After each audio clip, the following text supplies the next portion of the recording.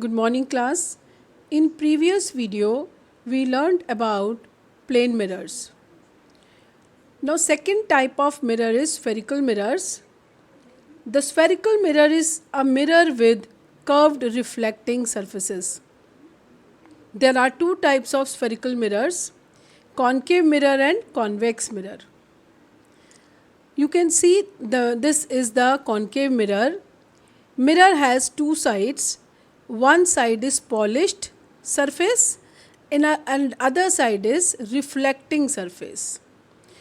If the reflecting surface is curved inwards, you can see that this reflecting surface is curved inwards. इधर से दबी हुई है ये surface. This kind of mirror is called as concave mirror.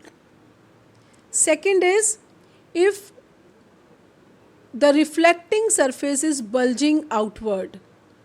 This is reflecting surface, it is bulging outward, then such type of mirror is called as convex mirror.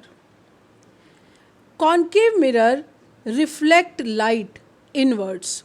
This is a converging mirror. Later on you will learn about converging. This is a converging mirror, so it reflects light inwards. अंदर की तरफ light को reflect करता है at one focal point. That's why it is used to focus light. ये light को focus करने के लिए use करता है. And this mirror, convex mirror, it reflects light outwards. Therefore, they are not used to focus light. Now, we are discussing few terms which are related to spherical mirrors. These are two spheres of glass, and if we cut a piece of glass from this side and polish from outside, another piece of glass we cut and polish from inside, then spherical mirrors are formed. You know that a mirror has one side reflecting surface and another is polished surface. In this diagram, you can see that this sphere has a center. This is called as center of curvature.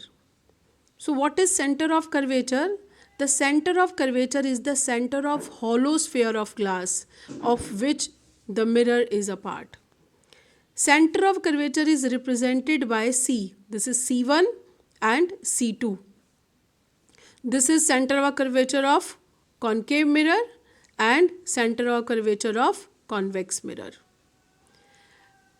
You can see that center of curvature for concave mirror, it lies in front of the mirror, while center of curvature of convex mirror lies behind the mirror. Center of curvature, it lies outside the reflecting surface. It is not the part of reflecting surface. Whenever we talk about any sphere, there is a center of sphere, then there must be some radius also. If we talk about sphere, then there must be radius of that sphere also.